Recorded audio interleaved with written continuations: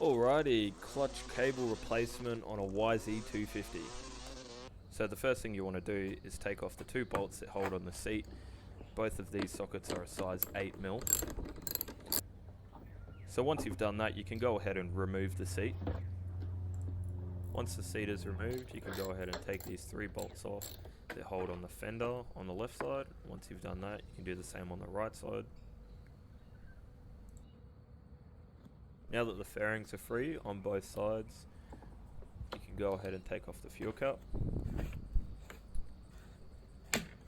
and remove this rubber clip that holds on the fuel tank.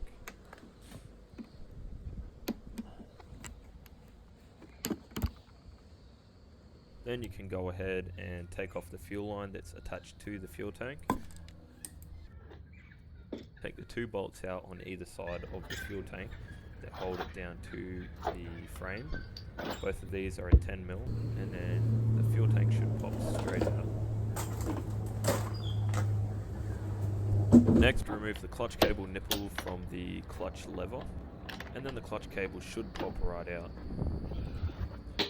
Now, to remove the clutch cover, you'll need a good screwdriver and a hammer to give these bolts a bit of a whack to free them up, otherwise you will risk stripping the heads out.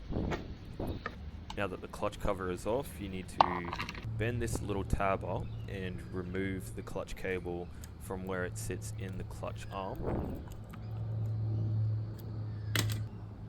Once the clutch cable's nipple is free, you'll be able to pull the rest of the cable out of the side of the case.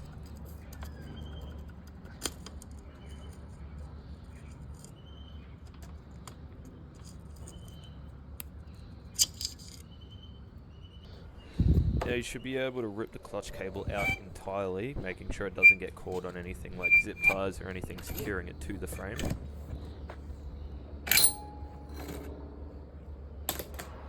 Then you can go ahead and grab your new clutch cable ready to install. So what you want to do is feed the clutch cable through the front of the bike and then through this little tab here, and pretty much the exact same way that it came out is how it has to go back in, making sure that there's not any sharp bends that might fray the cable.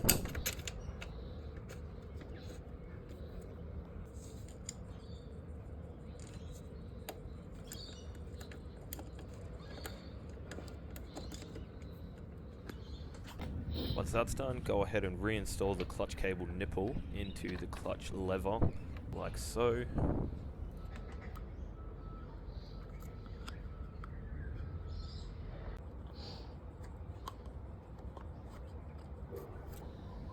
Then reinstall the lower clutch cable nipple into the clutch arm and fold the tab back down how it was originally.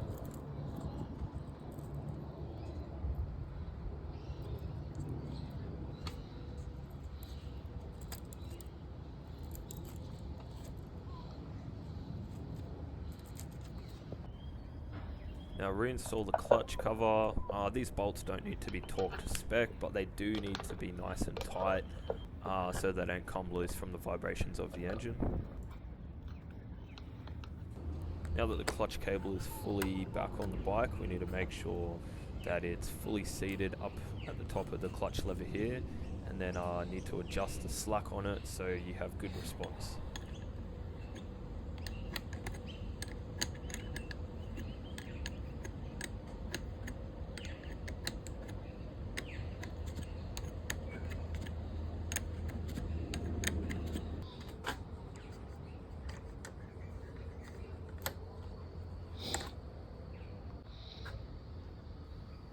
Once the cable is tensioned properly, you need to make sure you lock these two nuts together so it doesn't come loose.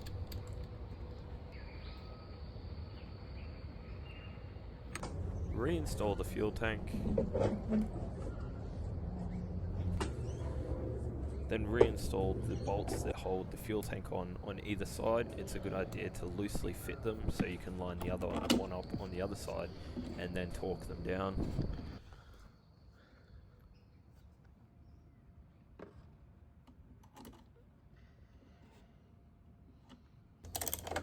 Reattach the fairings on either side. Reinstall the fuel line to the fuel tank.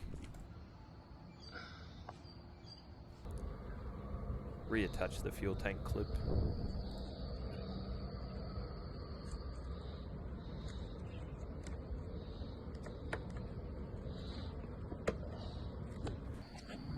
Then you can go ahead and throw the seat back on and throw the two bolts on either side